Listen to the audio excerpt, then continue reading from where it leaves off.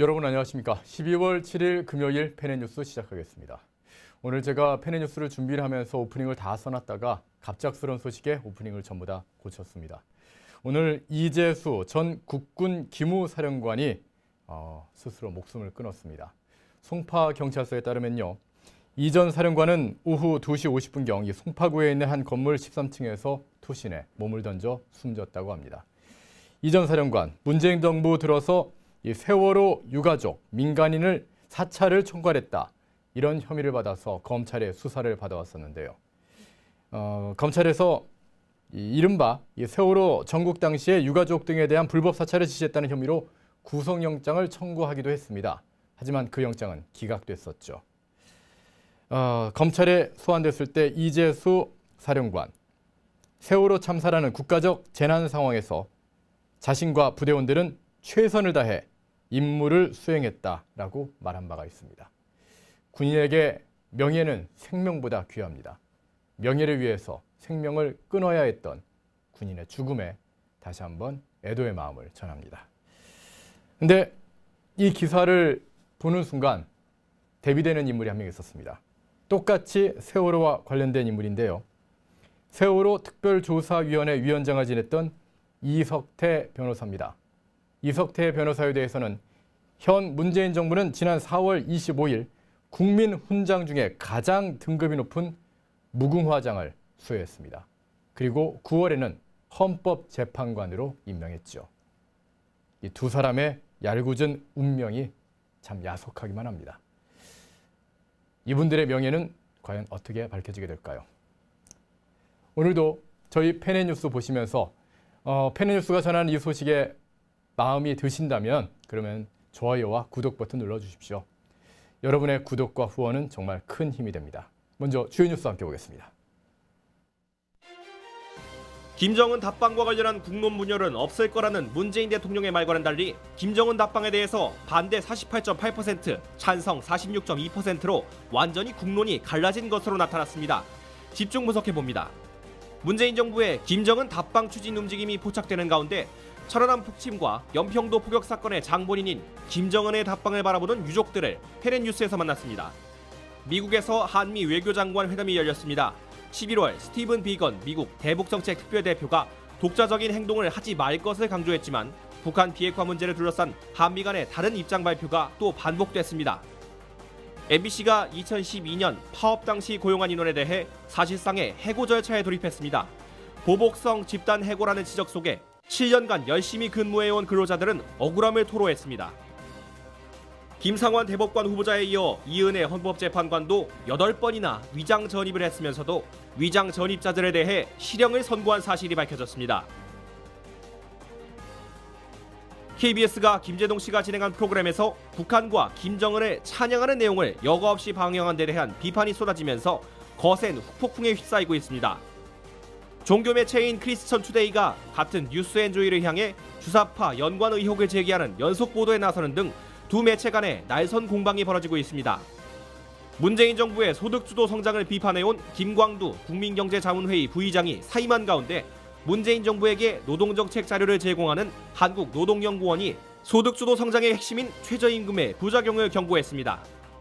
미국이 캐나다에서 중국 통신그룹 화웨이의 상속녀를 전격 체포한 가운데 중국은 항의 성명을 내놓으면서도 미중 무역 협상은 이어가겠다고 밝혔습니다. 외신들의 관련 보도를 종합해드립니다. 펜앤 브리핑 오늘에서는 이재수 전 기무사령관의 투신 사망 소식과 헌정사상 처음으로 진행된 전직 대법관들에 대한 구속영장이 기각됐다는 소식 등을 전해드립니다.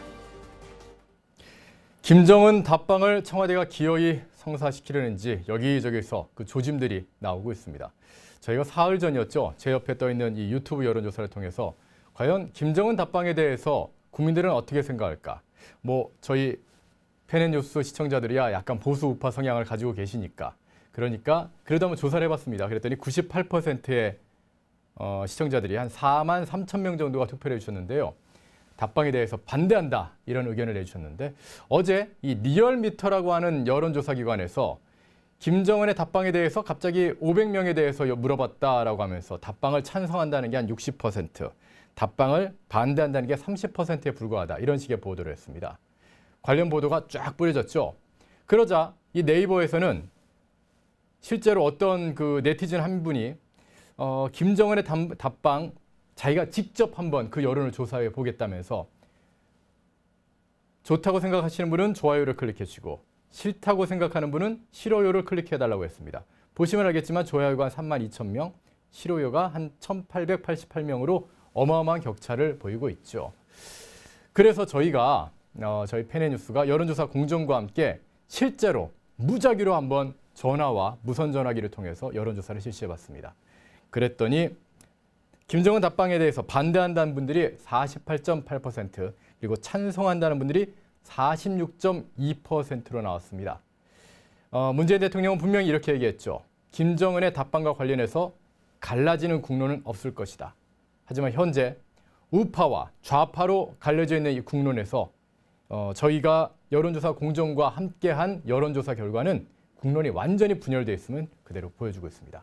관련 내용 홍준표 기자와 함께 자세히 알아보도록 하겠습니다. 홍 기자, 어서 오십시오. 네, 안녕하세요.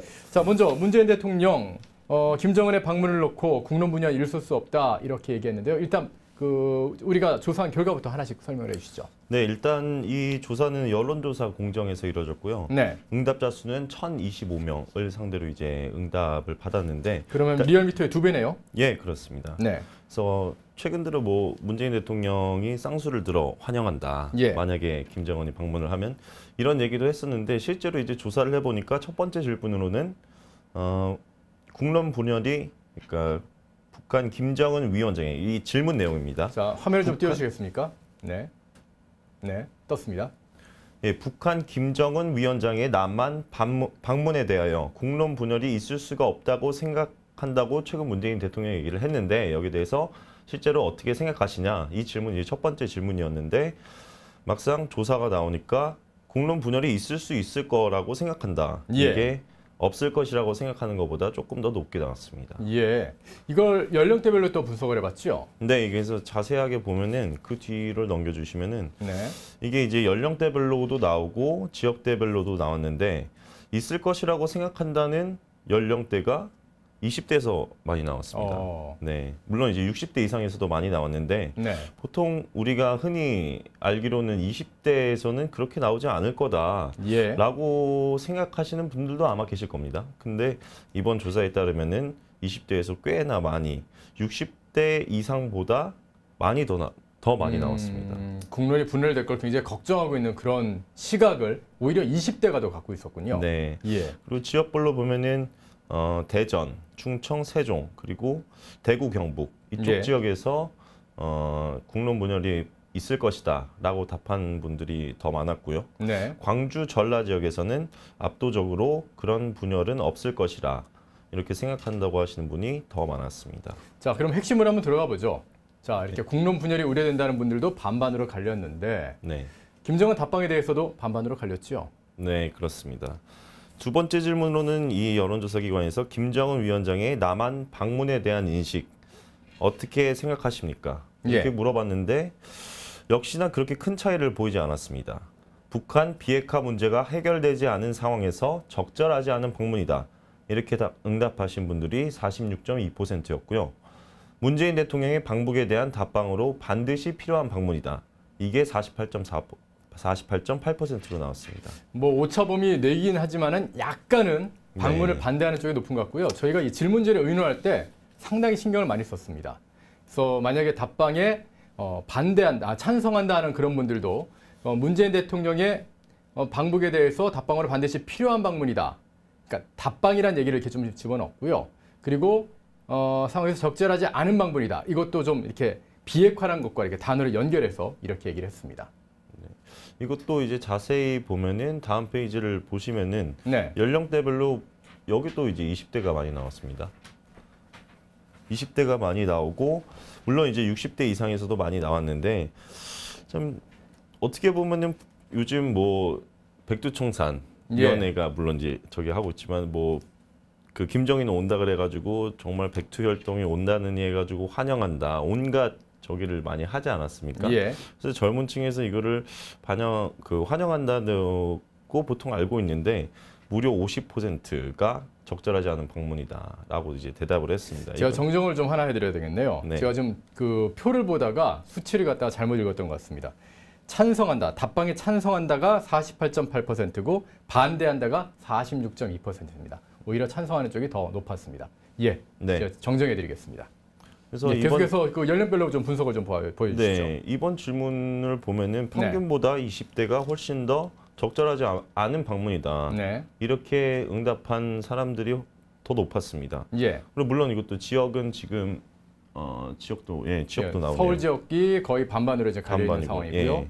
보시면 알겠지만 광주 전라 지역은 이 답방에 찬성한다는 쪽이 훨씬 70%대 23%, 반대가 23%로 이렇게 나오고 있습니다. 네, 그래서 좀 압도적으로 나왔고 예. 그 뒤를 보시면은 아무래도 정치 성향을 물어봐야겠죠. 예. 그래서 최근에 이제 진보, 보수 이렇게 나뉘고 있는데 물론 이제 보수라는 표현을 싫어하시는 분도 있지만 뭐 보통 이제 물어볼 때 보수, 진보 이렇게 물어보니까요.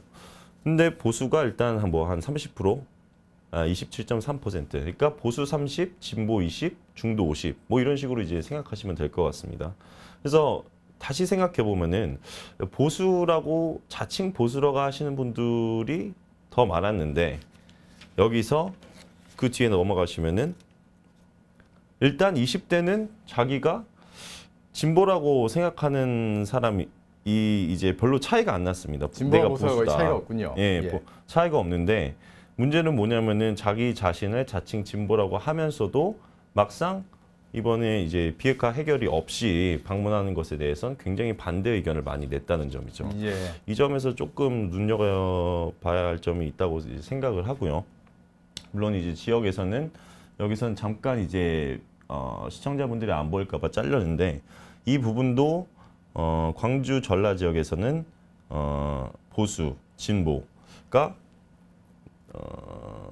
일단 반반으로 나왔습니다. 일단 반반으로 나왔는데 그러니까 실제로는 자기 자신을 진보라고 생각을 하거나 보수라고 생각을 하거나 이거에 상관없이 그냥 김정은 위원장 방문에 대해서 무작정 찬성한다. 이런 식으로 이제 답한 걸 이제 알 수가 있었습니다.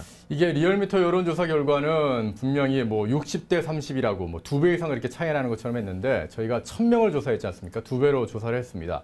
그랬더니 이 뭐 지금 댓글창을 보니까 조금 더 높게 나왔다. 뭐 48%, 46%라서 한 2%포인트 정도 좀 높게 나왔다 이렇게 얘기를 하시는데요. 이거는 사실은 오차범위 안에 다 들어가기 때문에 얼마든지 그게 뒤바뀔 수 있는 우리가 주목해야 될 내용은 국론이 분열돼 버렸다는 그런 내용입니다. 우파와 좌파, 자신을 보수라고 생각하고 진보라고 생각하는 사람들, 또 중도라고 하는 사람들조차도 김정은의 답방에 대해서는 찬성과 반대가 팽팽하게 맞서고 있다는 겁니다. 물론 인터넷 여론조사, 저희 유튜브 채널 여론조사나 혹은 네이버에서의 그 댓글 조사에 따르면은 뭐 반대하는 입장이 굉장히 높긴 하지만 그러나 분명한 거는 더 우리가 주목해야 될 건 이렇게 국론을 분열시키는 이런 김정은의 답방을 지금 현재 청와대와 문재인 정부가 강행하고 있다는 부분입니다. 우파에 계신 분들은 지금 현재 거의 김정은의 답방에 대해서 반대하고 계신다고 보면 될 것 같고요. 좌파 성향을 가진 국민들은 찬성하는 쪽이 상당히 많다는 것을 알 수 있을 것 같습니다.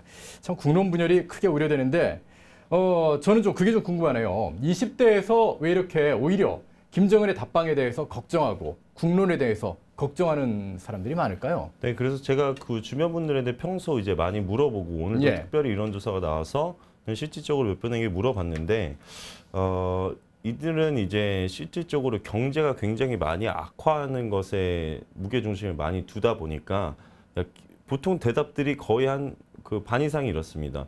오는 거 이게 뭐가 중요하냐. 지금 우리 삶이 이렇게 돼버렸는데.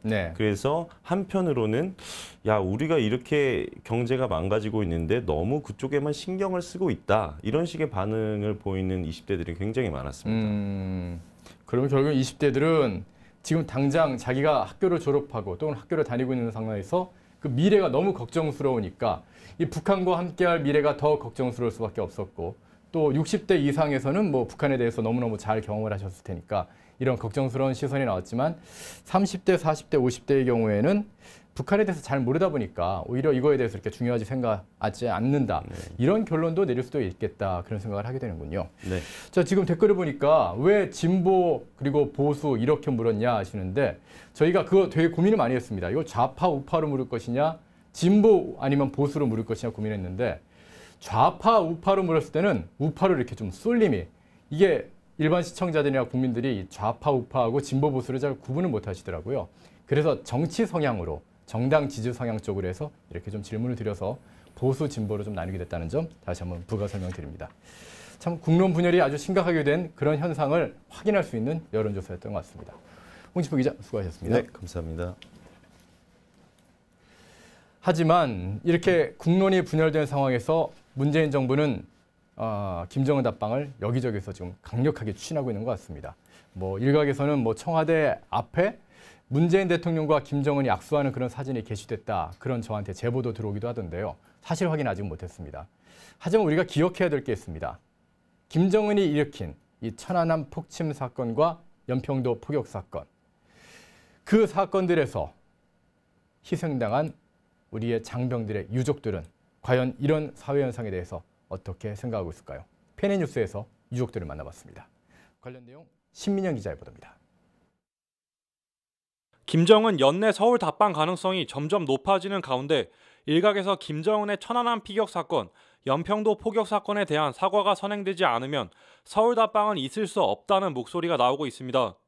7일 윤영찬 국민소통수석은 김정은 연내 답방에 대해 대통령과 실장, 수석의 점심이 있었지만 북한 문제는 아예 거론조차 되지 않았다고 밝혔습니다. 하지만 김정은 연내 답방을 성사시키기 위해 총력전을 벌이는 청와대와 정부의 움직임이 포착되고 있습니다. 준비 정황은 곳곳에서 나타납니다. 청와대는 북측에 김 위원장의 연내 답방을 요청한 이후 의전 및 경호 환경을 살피는 등 준비 작업에 들어갔습니다. 서울 남북 정상회담 소식을 전 세계에 타전할 메인 프레스 센터로 거론되고 있는 서울 강남구 삼성동 코엑스 컨벤션 센터는 오는 16일부터 20일까지 일부 홀을 비워두고 있는 상태입니다. 이런 정황만 보더라도 김정은 연내 답방은 상상이 아닌 현실로 다가오고 있는 것입니다. 김정은이 지난 2010년 3월 26일 북한군의 어뢰 공격으로 군인 46명이 전사한 천안함 피격 사건과 북한군이 휴전 이래 최초로 민간 거주구역을 공격해 군인 2명이 전사하고 민간인 2명이 사망한 연평도 포격 사건의 실질적 지휘자라는 사실은 여러 증거와 증언을 통해 사실로 받아들여지고 있습니다. 하지만 김정은은 이에 대해 단 한 번도 언급하거나 사과하지 않았습니다. 오히려 문재인 정부가 들어선 후 천안함과 연평도는 금기어가 되는 듯한 분위기입니다. 문재인 대통령은 대통령 자격으로 천안함, 연평도 추모식에 참석하지 않고 있고 국민의 수신료로 운영되는 KBS는 지난 3월 추정 60분을 통해 천안함 피격 사건이 북한의 피격이 아니라 좌초일 수 있다는 뉘앙스를 풍기는 방송을 내보내 유족, 생존자들의 거센 항의를 받은 적이 있습니다. 당시 천안함 생존자 전준영 씨는 자신의 페이스북에 글을 올려 KBS를 향해 우리한테 연락 한 통 없고 생존 장병 증언은 듣기 싫으냐며 좌초가 제일 어이없다. 좌초면 사랑하는 전우 한 명이라도 더 살렸다며 대한민국 진짜 살기 싫다고 한탄한 바 있습니다. 김정은 답방에 대해 천안함 피격 희생자 고 민평기 상사의 형 민광기 씨는 펜앤드마이크와의 전화통화에서 무조건 반대한다며 김정은이가 서울에 오려면 휴전선 넘기 전에 석고대제부터 해야 한다고 목소리를 높였습니다. 이어 그는 도둑놈처럼 몰래 와서 쇼하고 갈 생각하지 말아야 한다. 김정은도 김정은이지만 그 전에 문재인 대통령부터 천안함 피격 사건에 대해 확실하게 이야기를 해야 한다. 더 이상 국민 눈속임 할 생각하면 안 된다고 말했습니다. 자유, 진실, 시장, 펜앤뉴스입니다. 지금 댓글창에 뭐 진보가 아니라 좌파고 보수가 아니라 우파다 그런 말씀 많이 하고 계신데요. 뭐 맞는 말씀입니다. 저는 정확하게 알고 있습니다. 하지만 여론조사 과정에서 좀 편의를 위해서 더 정확한 조사가 되기 위해서 좀 그렇게 했다는 점 양해를 좀 부탁을 드리겠고요. 제가 이번 여론조사 결과를 보면서 드는 생각은 문재인 대통령의 지지율이 좀 떨어졌다고 해서 그렇다고 해서 문재인 대통령에 대한 이 대북 정책에 대한 생각이 30대, 40대, 50대에서 완전히 바뀌진 않았다는 겁니다.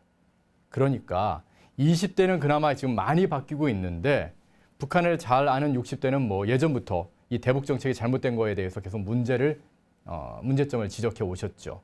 근데 20대만 지금 겨우 바뀌고 있고요. 아직도 30대, 40대, 50대는 가야 할 길이 멀다는 겁니다. 그러니까 우리가 좀 더 단결해서 뭉쳐서 그래서 문재인 정부의 그 모든 실정에 대해서 지적을 해야 되겠죠. 다시 한번 뜻을 좀 모아주시기를 부탁을 좀 드리겠습니다. 다음 소식입니다. 미국에서 한미 외교장관 회담이 열렸습니다. 지난 11월이었죠. 스티븐 비건 미국 대북 정책 특별대표가 한국에 대해서 이 독자적인 행동을 하지 말라. 미북 회담과 그리고 남북 회담은 이 보조를 맞춰야 된다. 이렇게 강조를 했었는데요. 그런데 이번 한미 간 외교 회담에서도 북한 비핵화 문제를 둘러싸고는 또다시 서로 다른 입장 발표가 반복되고 말았습니다. 한기호 기자의 보도입니다. 한미 정상회담에 이어 미국 현지 시간 6일 열린 한미 외교장관 회담에서도 북한 비핵화 용어를 둘러싼 딴소리 외교가 재현됐습니다. 강경화 외교부 장관은 조지 부시 전 미국 대통령 장례식에 조문 사절로 방미한 가운데 워싱턴 DC에서 마이크 폼페이오 미 국무장관과 만나 회담했습니다. 외교부는 회담 사후 브리핑에서 북미 후속 협상, 남북관계 진전 등에 대해 심도 있는 의견을 교환하는 한편 기존 대북 제재 이행의 중요성을 재확인하고 앞으로도 한반도의 완전한 비핵화와 항구적 평화 정착을 위해 계속 공조해 나가기로 했다고 했습니다. 한반도의 완전한 비핵화와 항구적 평화 정착이라는 포괄적 용어를 고집한 셈입니다. 반면 미 국무부는 헤더 나워트 대변인 브리핑을 통해 폼페이오 장관과 강 장관은 미국과 한국 간 철통 같은 동맹을 재확인했다며 북한의 최종적이고 완전히 검증된 비핵화 FFVD를 확실히 하기 위한 긴밀한 협조를 유지하기로 약속했다고 설명했습니다. 비핵화 대상을 북한으로 한정하는 동시에 핵 검증의 중요성까지 명시하는 FFVD를 재확인한 겁니다. 한미 간의 북한 비핵화 용어 불일치는 불과 며칠 전 정상급 대화 직후에도 드러난 바 있습니다. 지난 11월 말 G20 정상회의가 개최된 아르헨티나 부에노스아이레스에서 문재인 대통령은 도널드 트럼프 미 대통령과 약 30분간 통역자만 배석한 채 독대하는 약식 회담을 가졌습니다. 양 정상 간 짧은 비공개 대화 후 공동 브리핑 절차는 없었습니다. 청와대는 한국 시간으로 1일 윤영찬 국민소통 수석비서관 브리핑에서 양 정상은 북한이 완전한 비핵화를 달성하기 전까지는 기존의 제재를 유지하는 것이 중요하다는 데 의견을 함께 했다면서도 양 정상은 한반도 비핵화와 평화정착 프로세스가 올바른 방향으로 진전되고 있다는 데 의견을 같이 했다고 자평했습니다. 그러나 미 백악관은 세라 샌더스 대변인 명의 성명을 통해 현행 대북 제재를 강력히 이행해 나가는 것의 중요성에 동의했다며 트럼프 대통령과 문 대통령은 북한의 FFVD를 달성하자는 약속을 재확인했다고 못 박았습니다.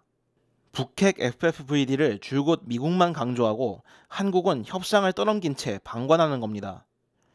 폼페이오 장관은 현지 시간으로 11월 20일 정책 브리핑에서 당일 스티븐 비건 미 국무부 대북정책 특별대표와 이도훈 외교부 한반도 평화교섭본부장이 첫 회의를 진행 중이던 한미 워킹그룹에 관해 한미 두 나라가 서로 딴소리를 하고 서로 인지하지 못하거나 생각을 전할 기회를 갖지 못한 채 각자 독자적인 행동을 하지 않을 것이라는 점을 분명히 할 수 있는 프로세스를 공식화하는 워킹그룹을 만들었다고 강조한 바 있습니다. 외교가로선 이례적인 직설화법이었습니다. 그는 특히 우리는 한반도 평화와 북한 비핵화의 진전이 남북한 관계 증진에 뒤처져서는 안 된다는 입장을 한국에 확실히 했다고 했지만 같은 날 이도훈 본부장은 미 측이 남북 철도 사업에 강력한 지지를 보냈다는 브리핑을 내는 등 곧바로 엇박자가 났습니다. 이후로도 한미 정부 간 북한 비핵화를 둘러싼 딴소리가 계속된 겁니다. 자유, 진실, 시장, 페넷뉴스입니다.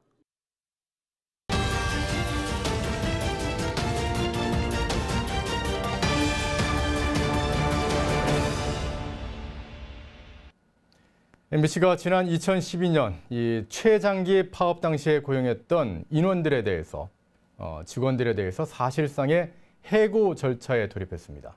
인원이 무려 55명이나 되는데요. 보복성, 집단 해고라는 지적이 쏟아지는 가운데 지난 6년간 또 7년간 열심히 근무해온 근로자들은 억울함을 토로하고 있습니다. 성기훈 기자의 보도입니다.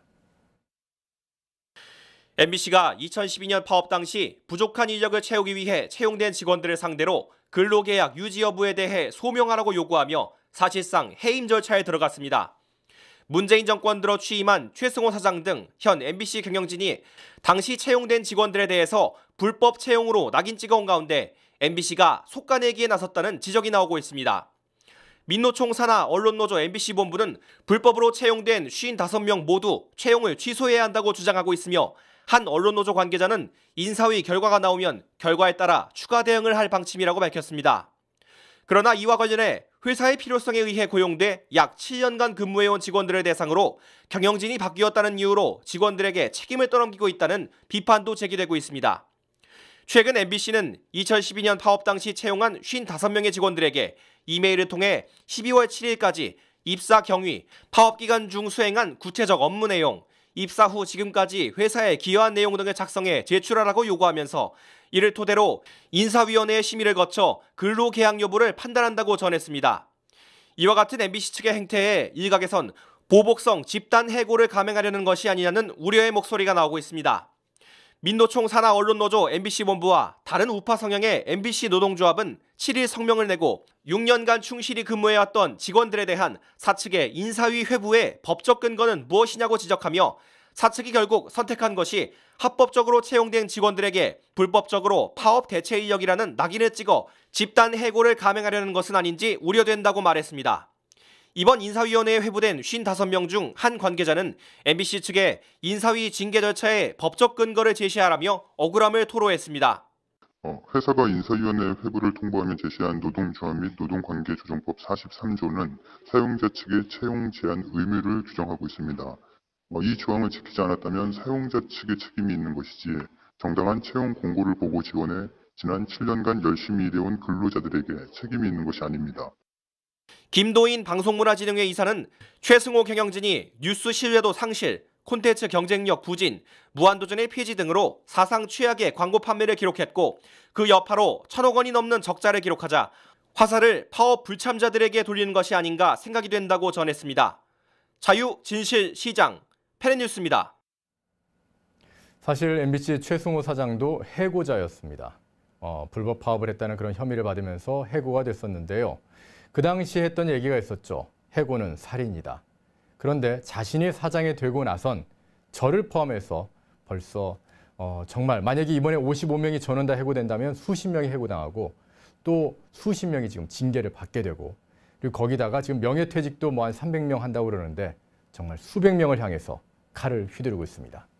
자신들과 생각이 다르다고 해서 이렇게 마구 내쳐도 되는 것인지요. 최승호 사장 본인이 말했던 해고는 살인이다. 그 말 스스로 지켜야 되지 않겠습니까? 스스로 살인자가 되려 하시는 겁니까? 이런 생각을 해봤습니다.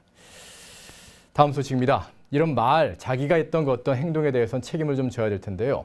어제 김상환 대법관이 자기도 위장전입을 했으면서 위장전입을 한 피고인에 대해서 실형을 때렸다. 이런 말씀 드렸었는데, 소식 전해드렸었는데 이은혜 헌법재판관도 8번이나 위장전입을 했으면서 또 위장전입한 사람들에 대해서 실형을 선고한 사실이 밝혀졌습니다. 관련 내용 김정형 기자의 보도입니다. 문재인 대통령이 임명한 대법관, 헌법재판소 재판관 등 고위법관들의 비위행위가 드러났습니다. 이들 중 일부는 자신이 과거에 위장전입을 저질렀음에도 위장전입 혐의를 가진 피고인에게 유죄와 실형을 선고했습니다. 위장전입은 문재인 정부가 출범하면서 선언한 인사 5대 비리, 즉 위장전입, 논문 표절, 세금 탈루, 병역 면탈, 부동산 투기에 해당합니다. 현 정권 들어 임명된 신입 대법관과 헌법재판관 11명 중 5명이 과거 위장전입을 한 것으로 확인됐습니다. 위장전입은 인사 5대 원칙에 확실히 명기돼 있는 불법입니다. 이은혜 헌법재판관은 8차례 위장전입한 전력이 있음에도 2011년 다른 위장전입 혐의를 가진 피고인에게 징역형을 선고했다는 것이 최근 밝혀졌습니다. 이 재판관은 1991년부터 2010년까지 총 8차례 위장전입을 했습니다. 야당에서는 이은혜 헌법재판관에 위장전입 중독이라는 별명까지 붙였습니다. 이종석 헌법재판관은 자유한국당에서 추천했지만 문 대통령이 임명했습니다. 이종석 재판관은 5차례 위장전입을 했다는 점이 드러나자 고위공직자로서 잘못했다고 말했습니다. 김기영 헌법재판관은 우리법 연구회의 후신인 국제인권법 연구회 출신입니다. 김기영 재판관도 2001년부터 2006년까지 3차례 위장 전입을 했습니다. 국회 청문회에서 이 부분이 지적되자 아내가 한 부분도 있지만 송구하다고 해명했습니다. 문재인 대통령이 임명 의사를 밝힌 대법관 중 안철상 대법관과 김성한 대법관 후보자도 위장 전입을 저질렀습니다. 안철상 대법관은 1993년부터 2001년까지 3차례 위장 전입을 했습니다. 안철상 대법관은 국제인권법 연구회 소속입니다. 김성한 대법관 후보자는 1994년부터 1996년까지 3차례 위장 전입을 저질렀습니다. 그런데 김성한 후보자는 2012년 위장 전입 혐의를 저지른 피고인에게 유죄를 선고했습니다. 이 피고인은 국가보안법도 위반했는데 김성한 후보자는 국가보안법 위반 혐의에 대해서는 무죄로 판결했습니다. 김성한 후보자를 포함해 문 대통령이 임명 의사를 밝힌 11명의 인사 중 좌파 단체에 몸담은 이력이 없는 인사는 이동원 대법관 한 사람뿐이었습니다. 이런 문재인 정부의 인사를 두고 코드 인사라는 지적도 이어졌습니다. 야당 측은 사법부 인사청문회마다 문재인 정권의 핵심 세력은 자신들을 촛불 정권으로 규정하고 촛불 정권에 찬성하는 사람들은 도덕적 문제가 있어도 괜찮다는 의식을 가지고 있다고 지적했습니다. 그때마다 청와대를 비롯한 여당 인사들은 임명 철회는 없고 내세운 후보자가 적격 인사라는 입장을 여러 차례 내고 임명 강행 입장을 고수해왔습니다. 문재인 대통령이 임명한 고위 법관들의 비리가 속속 드러나고 있지만 청와대는 인사 책임을 담당하는 조국 민정수석에 대해 유임 입장을 밝혔습니다. 내로남불이라는 지적이 이어지는 이유입니다. 자유, 진실, 시장, 펜앤뉴스입니다. KBS도 참 난리입니다. 지금 김재동 씨가 진행하는 프로그램에서 이 북한과 김정은을 찬양하는 인터뷰가 여과 없이 방송되면서 그 후폭풍이 상당한데요. 그런데 이 김재동 씨, 이런 논란에 대해서 오히려 지금 실시간 검색어 1위한 프로그램입니다. 화제의 프로그램이니까 보세요. 이렇게 얘기했다고 합니다. 이세영 기자의 보도입니다. KBS에서 진행하는 시사 토크 프로그램 오늘 밤 김재동에 대한 비판의 목소리가 확산되고 있습니다. 앞서 김정은 북한 국무위원장의 서울 방문을 환영한다는 이른바 위인맞이 환영단의 단장 김수근 씨는 지난 4일 밤 방송된 오늘 밤 김재동에 출연해 김정은에 대해 열렬한 환영의 의사를 밝혔습니다. 당시 그는 김정은의 팬이며 김정은에게서 우리 정치인들에게는 볼 수 없는 겸손하고 실력 있는 모습을 볼 수 있다고 말했습니다. 또한 북한의 세습이나 인권 문제에 대해서는 우리나라 박정희나 박근혜도 대통령을 하는데 왜 세습이라고 얘기 안 하느냐고 강변했습니다. 김수근 씨는 지난 26일 광화문 광장에서 나는 공산당이 좋아요라고 외쳐 물의를 빚기도 했습니다. 아울러 2014년 지방선거 당시에는 통진당 소속으로 시의원의 입후보에 낙선한 바 있습니다. 오늘 밤 김재동의 인터뷰 내용과 관련해 한국당 박대출 의원은 부적절하다고 강하게 비판하며 프로그램 폐지를 주장하고 나섰습니다. 박 의원은 어제 공영방송이 김정은 찬양을 여과 없이 내보내는 세상이 됐다며 서울 한복판도 모자라 아예 방송에서 찬양하느냐고 질타했습니다. KBS 공영노조도 성명을 통해 수많은 동족을 살해하고 고문 감금해온 김정은을 존경하고 환영한다고 공영방송에서 방송하는 것이 말이 되느냐며 프로그램 폐지를 촉구했습니다. 다음 날인 오늘도 비판이 이어지고 있습니다. 국회 과방위 소속 한국당 의원 7명은 오늘 밤 김재동 프로그램 폐지와 관계자 중징계를 요구했습니다. 이현주 바른미래당 의원은 SNS에서 KBS를 겨냥해 공영방송을 내려놓고 시청료를 토해내라고 강도 높게 비판했습니다. 김병준 비대위원장도 왜 하필 이 시점에 공영방송에서 이런 인터뷰가 나왔는지 묻고 싶다며 KBS에 청와대의 의중이 반영된 것은 아닌지 의구심을 드러내기도 했습니다. 한편 오늘 밤 김재동 제작진은 이 같은 비판이 사실을 심각하게 왜곡한 것이라고 반발했습니다. 제작진 측은 스튜디오에 출연한 다양한 패널이 비판적인 입장으로 토론을 이어갔다면서 찬양이 아닌 중립적인 입장을 견지했다고 해명했습니다. 또한 진행자 김재동 씨는 논란과 관련해 실시간 검색어 1위를 차지한 오늘 밤 김재동과 같은 핫한 프로그램을 보시면 좋다고 말하기도 했습니다. 자유, 진실, 시장, 펜앤뉴스입니다. 종교 매체죠. 이 크리스천 투데이와 뉴스앤조이가 정말 날선 공방을 벌이고 있습니다. 크리스천 투데이에서는 뉴스앤조이를 향해서 이 전현직 기자들이 주사파와 연관이 있다 이렇게 주장하고 있고요. 이에 대해서 뉴스앤조이는 크리스천 투데이의 창립자가 이단과 관련이 있다 이렇게 맞서고 있습니다. 관련 내용 조준경 기자의 보도입니다. 종교 매체 크리스천 투데이와 뉴스앤조이가 공방을 벌이고 있습니다. 크리스천 투데이는 지난 5일부터 오늘까지 3회에 걸쳐 교회 개혁을 빙자한 기독교 농단 의혹 집중 조명이라는 기획 시리즈를 연재하고 있습니다. 뉴스앤조이는 이에 반발하며 크리스천 투데이의 창립자 장재영 씨가 이단 시비인 재림주 의혹을 받고 있다고 맞섰습니다. 크리스천 투데이는 주사파가 교계에 심은 셀 조직 논란이라는 제하의 1편 기획 기사를 통해 그동안 기독교 언론을 표방해온 뉴스앤조이의 전현직 기자들과 주사파의 연관성 의혹을 정면으로 제기했습니다. 이 신문은 안모 목사가 한 기독교 인터넷 커뮤니티에 올린 글을 소개했습니다. 해당 글은 북한 노동당 청년 저기대들이 부르는 노래 청춘을 기독교 청년들이 부르는 공동체가 있다고 주장했습니다. 신문은 안모 목사가 해당 단체의 실명을 거론하지 않아 그동안 추측이 무성했지만 자체 입수한 자료를 통해 이 단체가 뉴스앤조이와 깊이 연관된 사실이 드러났다고 주장했습니다. 신문이 입수했다는 자료에 따르면 뉴스앤조이 전현직 기자들의 상당수는 아름다운 마을이라는 이름의 공동체 출신입니다. 신문은 이 마을 회원들이 북한 김일성 창가인 청춘을 부르는 것으로 알려졌다고 설명했습니다. 신문은 또 이 마을의 핵심 인물로 알려진 최모 씨가 2005년 1월 1일 아내와 함께 북한을 방문했을 때 찍은 사진에서 21세기 태양 김정일 장군 만세라는 글귀가 선명하게 보이며 이 사진이 해당 마을 인터넷 카페에서 21세기 태양 김정일 장군 만세라는 제목으로 게재됐다고 설명했습니다. 크리스천 투데이는 두 번째 기획물인 류조 전 국장은 NL이라는 기사에서 뉴스앤조이의 양정직원 전 편집국장이 스스로 NL이라는 정체성을 진솔하게 드러낸 글을 보자며 양 전 국장이 2012년 자신의 SNS에 올렸다는 글을 소개했습니다. 신문이 소개한 글은 옛 사랑에 대한 글이라는 제목으로 양 전 국장의 페이스북에 게재된 것으로 알려진 글입니다. 신문이 소개한 글에는 2000년 내 사랑은 민주노동당이라는 이름으로 세상에 나왔다며 난 스스로 NL이라고 생각했는데 민노당 안에선 PD가 탔다라는 내용이 포함되어 있었습니다. 오늘 올라온 3편 기사에선 2011년 아름다운 마을 구성원이자 한미연합사령부에서 약 10년간 근무했던 설모 씨가 국가보안법 위반 혐의로 기무사에 의해 구속 기소됐던 사실도 전했습니다.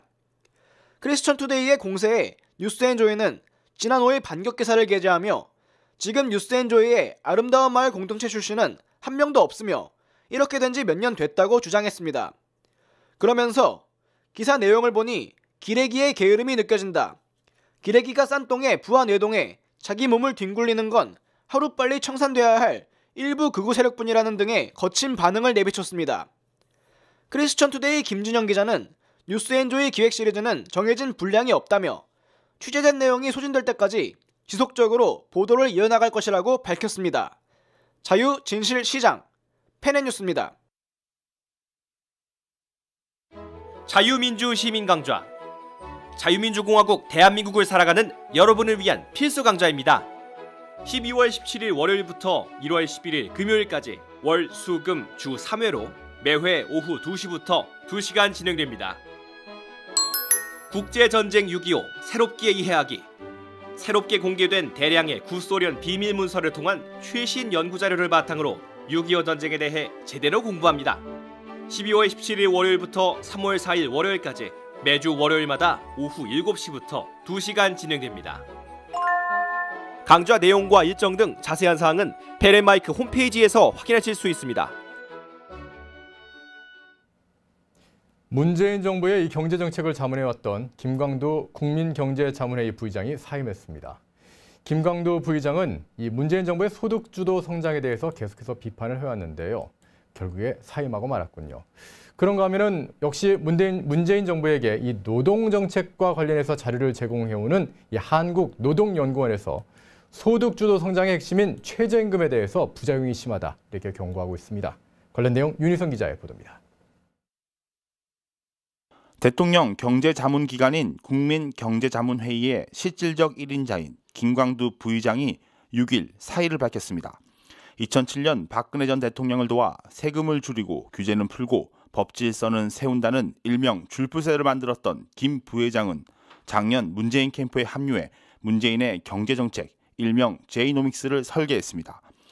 김 부회장이 문재인의 경제정책을 디자인한다는 것을 믿고 좌파적 경제정책으로 치닫지 않을 것이라고 예상했던 국민들도 상당수가 있었을 것이지만 결국 김 부회장이 문재인 대통령과 결별을 선언하고 돌아서면서 사람 중심 경제라는 김 부회장의 생각과 다른 문 대통령의 독주가 시작될 것이라는 전망도 나옵니다.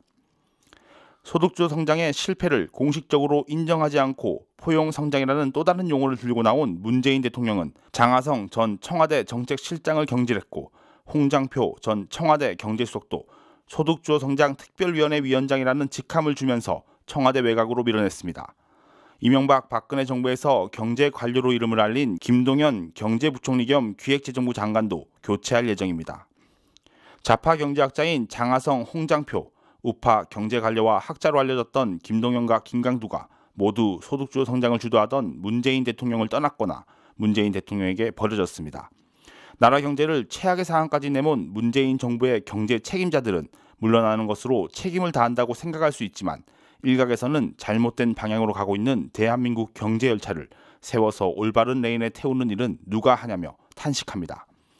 최저임금 인상의 폐해를 지적하는 목소리는 정치적 성향을 가리지 않습니다. 문재인 정부를 적극 지지했던 소상공인들은 처참한 현실을 보고합니다. 소상공인연합회 최승재 회장은 6일 서울 여의도 중소기업 중앙회에서 열린 송년 기자간담회에서 최근 최저임금 인상이 소상공인들에게 미친 영향을 조사했는데 그 결과가 충격적이었다며 자세한 결과는 연내 발표할 예정이라고 말했습니다. 청와대 노동정책의 기초자료를 제공했던 정부 출연 연구기관인 한국노동연구원도 그동안 부인하던 최저임금 인상의 부작용을 6일 인정했습니다. 2018년 노동시장 평가와 2019년 전망이라는 보고서를 통해 한국노동연구원은 최저임금 인상에 따른 각종 부작용을 해결하기 위한 대책이 시급하다고 지적했습니다. 신규 취업자가 5,000명, 2,500명 수준까지 떨어지면서 고용 참사라는 표현까지 나왔던 7월과 8월에도 고용 참사의 주요 원인이 최저임금 인상이라고 보기 힘들다는 보고서를 냈던 한국노동연구원이 입장 변화를 취한 것으로 해석됩니다. 최저임금 인상과 고용지표 악화 사이에 관련성이 크지 않다던 청와대의 주장은 이제 그 마지막 남았던 근거조차 사라진 것입니다. 문재인 정부의 경제정책인 소득주도 성장의 핵심은 아이러니하게도 복지정책의 일환인 최저임금 인상이었습니다. 경제정책을 펼친다더니 복지정책을 들고 나온 것입니다. 경제를 살린다면서 복지를 강화한 결과는 처참합니다. 문재인 정부의 최저임금 인상이 본격화되기 전인 2017년에는 신규 취업자가 2016년보다 30만 명 이상 늘었지만 최저임금 인상의 영향을 받은 올해는 작년보다 신규 취업자가 9만 명대 증가에 그칠 것으로 보입니다. 내년에도 10만 명을 넘어서기 힘들다는 전망이 나옵니다. 자유, 진실 시장, 펜앤뉴스입니다. 문재인 정부에서 경제 자문 역할을 했더니 김광두 부의장 결국엔 사임했네요. 네, 그렇습니다. 사임은 뭐 필연적이었다 이렇게 보고 예. 지금이라도 그만두었으니까 체면은 유지하는 것이다 이렇게 저는 보고 싶습니다. 네. 이 김광두 본인은 뭐 저도 개인적으로 잘 아는 관계에 있습니다. 그래서 이 뉴스에서 김광두를 놓고 비판하기에 좀 미안한 감도 없지는 않습니다만은 김광두 교수의 사퇴를 보면서 참 이 불나방 같은 지식인들의 그 부질없는 표류를 보는 것 같아서 안타깝다 이런 걸 느낍니다. 우리나라는 지금 지식 체계가 완전히 무너져 있습니다. 사회 전체가 부박하게 된 것도 지식인들이 무너졌기 때문입니다. 예. 지식은 그 나름대로의 그 하이어러키가 있습니다.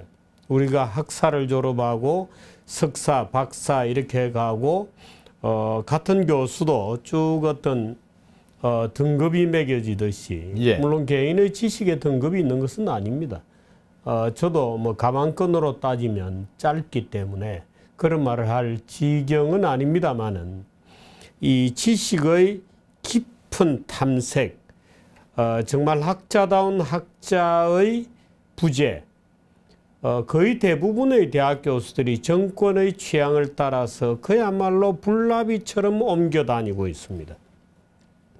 김광두 교수가 대표적인 이제 실패 사례로 되고 아마 더는 본인의 자존심을 지키기 위해서 더는 못하겠다 하고 이제 사퇴하셔서 그나마 양심은 지켰다 이렇게 저는 막 평가를 해주고 싶습니다만은 지식 의 어떤 하이어르키가 무너지고 정말 평생을 파고드는 지식인들이 거의 소멸되다 보니까 나타난 현상이 유사 지식인들의 발호입니다.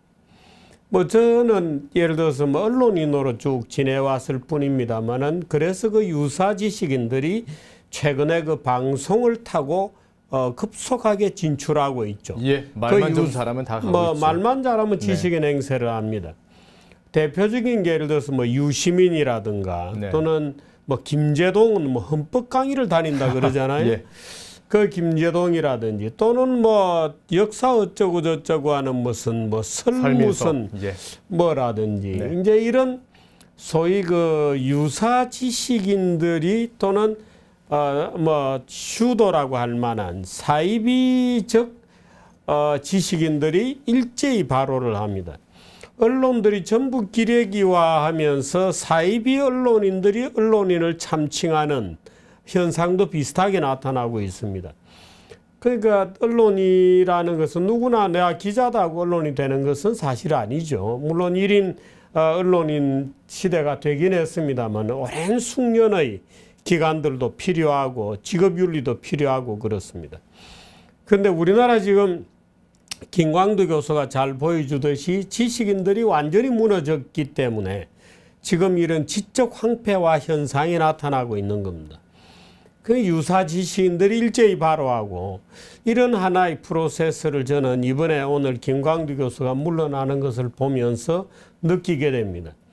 우리나라 지식인들은 그야말로 너무나도 부박해서 보수 진보 가릴 것 없이 정치의 권력을 따라서 이합집산을 끊임없이 계속하고 있습니다.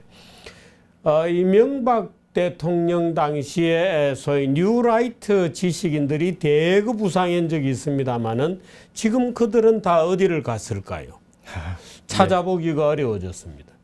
지금 대학가를 지배하고 있는 것은 자경화된 지식인들이 아니면 좌경화된 박사 부치들이 아니면 지금 학교에서는 살아남기 어렵게 되어 있습니다. 바른사회 시민회의 같은 그나마 명맥을 유지하던 우파 지식인 단체들도 요즘은 거의 괴멸적 지경으로 몰리고 있습니다. 그렇습니다. 해비내는 사람도 잘 없다 그래요. 이제 그런 식으로 몰리다 보니까 우리 사회가 이렇게 출렁출렁하는 그런 현상이 벌어졌다고 하는 것을 김광두 교수가 가슴 깊이 느끼시기를 바랍니다. 김광두 교수 본인이 박근혜 전 대통령의 줄푸세 공약을 만들면서 물론 김광두 교수는 적어도 소득주도 성장은 안 된다고 주장을 하다가 물러났다고 하는 최소한의 양심을 지켰다는 점은 뭐 다른 교수들보다 나을 수는 있겠습니다만은 우리나라의 지적 풍토가 지금 어느 지경이다 하는 것을 너무나도 잘 보여주는 사례라는 점에서 이것은 간단한 무슨 뭐 김광두 국민경제자문회의 민간부위원장, 위원장 대통령이거든요. 민간부위원장이 사퇴했다는 인사기사인 것만은 아닙니다.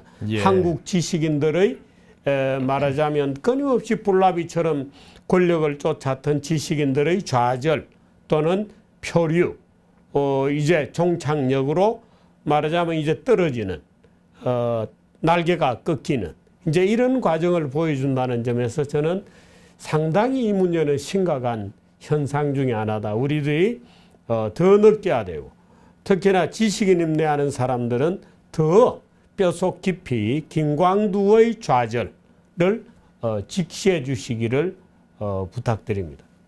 지금 저희가 이 댓글 제가 주부께서 논평하시는 동안 댓글을 쭉 봤는데 이런 얘기를 해주시네요. 언론인과 논객은 차이가 있다. 언론인은 좌고우면하지만 논객은 한쪽 입장에 대해서 이렇게 대변을 해야 되는 건데 기자의 얘기를 하시니까 그래서 그런 글을 좀 써주셨던 것 같습니다. 맞는 것 같습니다. 기자들이 처음에 입사하고 나면은 정말 이 기사도 써보고 저 기사도 써보고 이 취재처도 가보고 더 저런 취재처도 가보는데 일반 기자들은 팩트를 보도하는 것인데 언론 우리가 이제 직업군으로 볼 때는 언론인 이렇게 부르죠. 그런데 사실은 일선 기자들 같은 경우에는 언론인이라고 보기 어렵고 리포터입니다. 리포터. 저널리스트라고 보기 어렵죠. 그건 리포터죠. 예. 보도기관입니다. 보도하는 자입니다. 그런데 이 보도하는 자들이 특정한 정치적 편향성을 가지고 이제 정치권의 심부름을 하거나 예. 정치권하고 내밀하게 한 통속이 되거나 이제 그렇게 되면 기레기가 되는 거죠. 예. 그러니까 특정한 어떤 삼류 정치 의지를 가지고 움직이기 시작하면 기레기들이 되는 거죠. 예. 다행히 기레기로 안 빠지고 경력이 좀 많이 쌓으면 진짜 저널리스트가 될 수가 있겠죠. 네. 그런가 하면요. 정말 저는 이 여론조사 결과 보면서 제 마음이 어찌나 안 좋던지 김정은 답방에 대해서 찬성이 48%, 반대가 46%. 물론 뭐 오차 범위 아니긴 하지만 참 이렇게 국론이 갈라질 수 있을까요? 이렇게 찬성하는 사람들이 많을까요? 국론이 네. 갈라져 있다기보다는 네. 우리나라 여론조사를 왜곡시키는 가장 근본적 요인 중에 하나는 특정 지역의 문제입니다. 네. 이 특정 지역, 물론 그 지역에 너는 당신은 좌냐 우냐 또는 보수냐 진보냐 이렇게 물어보면 아까 우리가 보도했듯이 뭐 난 보수라고 답하는 사람도 꽤 많아요. 예. 근데 사실은 보수가 아니죠. 그 지역 안에서 그렇다는 겁니다. 상대적인 건가요? 그 지역 예. 안에서. 그 지역은 워낙 네. 한쪽으로 가 있기 때문에 예. 자기들은 그 안에서 좌다 우다 이렇게 이제 얘기를 하는 것이죠. 근데 그럴 수밖에 없는 것이 물론 이제 1세대들은 여러 가지 주장을 같이 보고 그 중에 한쪽 주장을 선택할지 모르겠습니다만은 2세대, 3세대로 내려가면서 그렇게 선택된 주장들을 계속 듣다 보면 네. 완전히 왜곡됩니다. 지금 그 특정 지역 같은 경우에는 예를 들어서 제가 그 언젠가 한번 거기 가서 이제 세미나를 하는데 대학 교수가 물어요. 대학 교수가 이렇게 얘기합니다. 경부고속도로를 서울 부산으로 깔았기 때문에 결국 경제적 격차가 커졌고 광주에서 5.18 사태가 터진 거다. 이렇게 주장을 해요. 그래서 제가 화를 많이 내면서 그날 대학원생들이 굉장히 많이 와 있었거든요. 그래서 당신은 경부고속도로가 왜 부산 서울로 깔렸다고 생각하느냐. 곡창지대인 전주와 광주를 관통했을 경우에 김대중 대통령이 찬성했겠냐. 그 김대중 본인이 고속도로는 지을 수 없다. 곡창지대를 파괴한다. 농지를 파괴한다고 고속도로 만드는 덤프트럭 앞에 포클레인 앞에 들어누웠거든요. 들어누웠었죠. 네. 근데 그걸 잊어먹고 이제 거짓말을 하는 거예요. 그러니까 소외시켰다 이렇게 거짓말을 하는 겁니다. 그리고 이렇게 거짓말을 해요. 박정희 대통령 시절에 8.3 경제 긴급 조치가 있었는데 서민들의 돈을 모아서 재벌에 보태줬다. 사채 동결을 해가지고 사채 동결을 조치를 해서 서민들의 피 묻은 눈물 어린 돈을 가지고 재벌에 몰아줬다. 이렇게 얘기를 해요. 그래서 제가 그 교수한테 또 물었습니다. 당신은 재벌에 돈 빌려주는 사람을 서민이라고 주장하나? 근데 그 지역의 어린아이들은 그렇게 듣고 자라요. 그러니까 재벌이라 그러면 원초적 적대감을 갖는 겁니다. 네.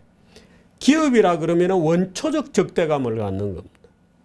예를 들어서 전주시의 어떤 공무원 한 분은 저를 찾아와서 이 지역에 가면 동학의 후예를 자처하면서 모든 말하자면 자본주의 타도에 앞장서고 있다는 거예요. 기업을 유치하려고 해도 이 지역에서는 도저히 안 된다. 그래서 어릴 때부터 그런 환경 속에서 자라는 겁니다.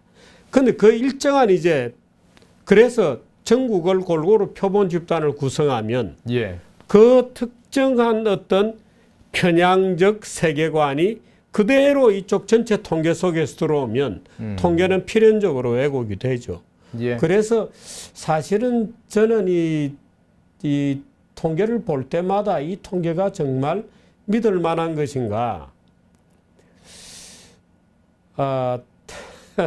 그런 생각을 늘 가집니다. 이번에 김정은 통계도 저는 보면서 그런 생각을 했습니다.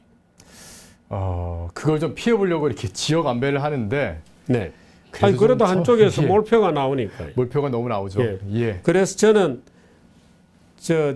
개인적으로는 앞으로 선거를 치러 가지고 60% 이상 특정 지역에서 몰표가 나오는 지역은 모조리 선거권을 박탈해 버리자. 그럼 대구, 경북 뭐 이렇게 되겠죠. 네. 물론 우스갯소리입니다. 우스갯소리입니다만 너무 심각하게 받아들이시면 지역의 편차가 너무 크고 예. 그 지역에서 가르치는 상식이 너무나 다르게 되어 있습니다. 그 지역에서 가르치는 상식이 경제 상식, 정치 상식이 너무나 다르게 되어 있기 때문에 그런 이제 바이어스들이 계속해서 내려가는 겁니다. 그런 말 하셨던 분들이 사실은 박정희 대통령이 그 지역에서 더 많은 표를 얻어서 당선됐다는 거는 어떻게 부인을 하실까요? 긍정을 하실까요? 아니면 아예 얘기를 안 하겠죠? 옛날 얘기로 아예 기억에도 희미해진 얘기고 그렇습니다. 예. 저는 갑자기 이런 지방색이 좀 생긴 게 참 대한민국을 이렇게 좀먹고 그리고 큰 족쇄가 돼서 지금 대한민국을 그래서 걔들이 와서 예.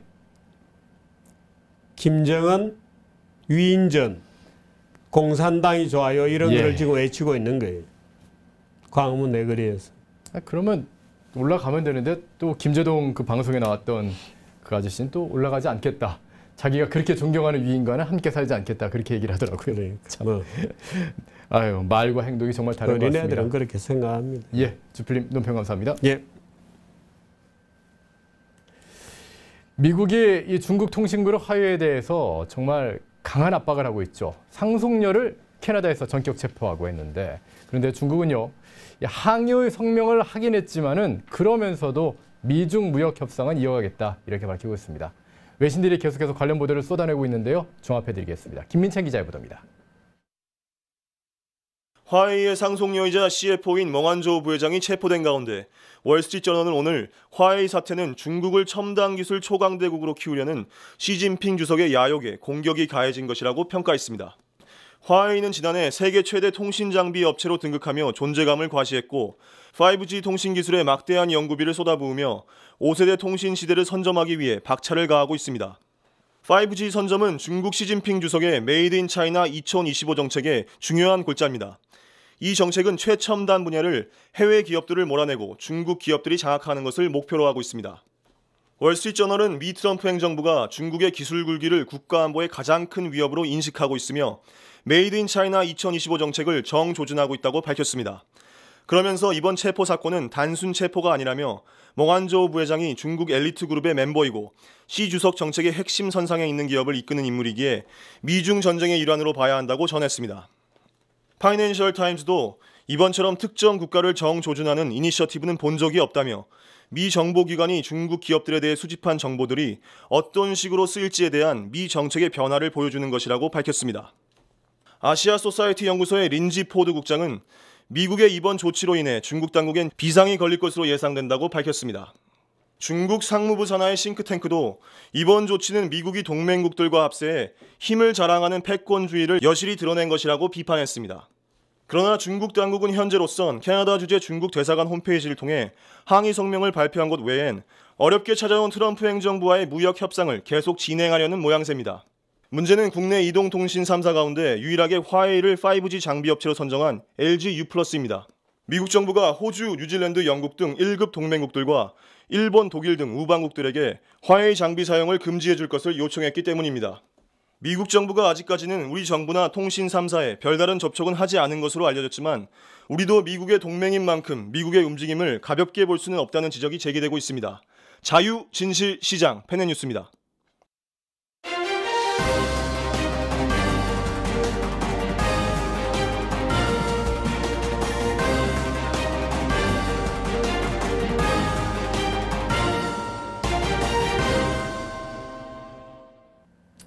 네, 펜앤블핑 오늘은 이세영 기자와 함께하겠습니다. 이 기자, 어서 오십시오.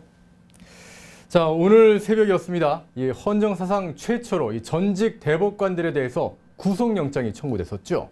예, 그 결과 나왔습니다. 네, 법원은 오늘 새벽 박병대, 고영한 두 전직 대법관에 대해서 구속영장을 기각했습니다. 예, 법원은 이른바 사법행정권 남용이라는 직권 남용 혐의에 대해서 두 전직 대법관이 관여한 정도나 범위 그리고 공모관계의 성립 여부에 대해서 의문이 남는다면서 영장 기각 사유를 설명했습니다.